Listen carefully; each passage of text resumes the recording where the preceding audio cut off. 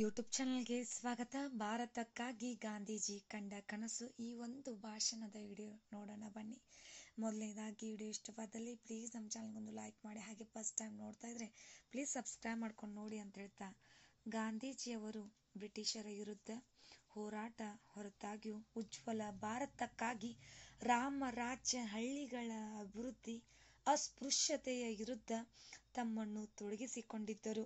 ಗಾಂಧೀಜಿಯವರು ಬ್ರಿಟಿಷರ ವಿರುದ್ಧ ತಮ್ಮ ಜೀವನದುದ್ದಕ್ಕೂ ಶಾಂತಿ ಪ್ರತಿಪಾದಿಸಿದರು.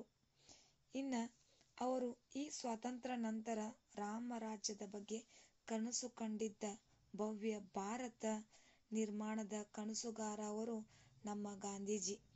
ಗಾಂಧೀಜಿಯವರ ಪ್ರಕಾರ ರಾಮರಾಜ್ಯ ಎಂದರೆ ಹಿಂದೂ ರಾಜ್ಯವಾಗಿದೆ. ಎಲ್ಲ ಧರ್ಮಗಳನ್ನು ಸಮನಾಗಿ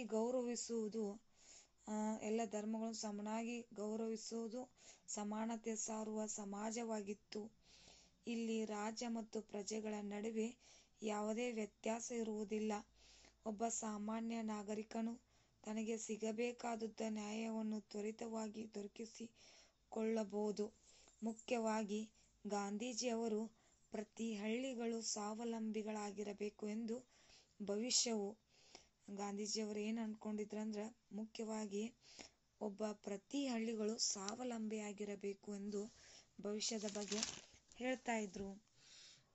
ಇನ್ನು ಹಳ್ಳಿಗಳು ಸ್ವಾವಲಂಬಿಗಳಾಗಿರಬೇಕು ಎಂದು ಭಾರತದ ಭವಿಷ್ಯವು ಹಳ್ಳಿಗಳಲ್ಲಿ ಅಡಗಿದೆ ಎಂದು ನಂಬಿದ್ದರು. ಯಾರು? ನಮ್ಮೆಲ್ಲರ ಗಾಂಧೀಜಿಯವರು. ಅವರ ಆದರ್ಶ ತತ್ವಗಳನ್ನು ಇಂದು ನಾವು ಪಾಲನೆ ಮಾಡುವ ಪಣತೊಡಬೇಕಿದೆ. ಎಲ್ಲರೂ ಪ್ರತಿಜ್ಞೆ ಮಾಡೋಣ, ನಮ್ಮ ದೇಶ ಭವಿಷ್ಯದ ಹಳ್ಳಿಗಳಲ್ಲಿದೆ ಎಂದು ಹೇಳಿದರು.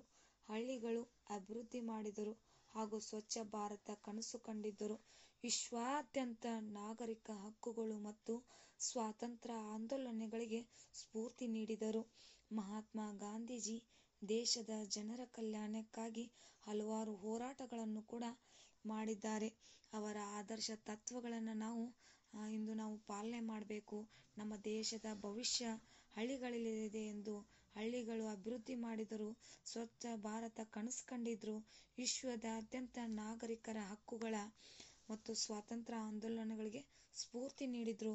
ಮಹಾತ್ಮ ಗಾಂಧೀಜಿಯವರು ದೇಶದ ಜನರ ಕಲ್ಯಾಣಕ್ಕಾಗಿ ಹಲವಾರು ಹೋರಾಟಗಳನ್ನು ಮಾಡಿದ್ದಾರೆ ಅಂತ ಹೇಳ್ತಾ, ಇವತ್ತಿನ ಈ ಒಂದು ನಮ್ಮೆಲ್ಲರ ಗಾಂಧೀಜಿ ಆದಂಥ ಭಾರತಕ್ಕಾಗಿ ಗಾಂಧೀಜಿ ಕಂಡ ಕನಸು ಒಂದು ಭಾಷಣದ ವಿಡಿಯೋ ಇಷ್ಟವಾದಲ್ಲಿ ಪ್ಲೀಸ್ ಲೈಕ್ ಮಾಡಿ, ಸಬ್ಸ್ಕ್ರೈಬ್ ಮಾಡಿ, ಶೇರ್ ಮಾಡಿ, ಕಮೆಂಟ್ ಮಾಡಿ.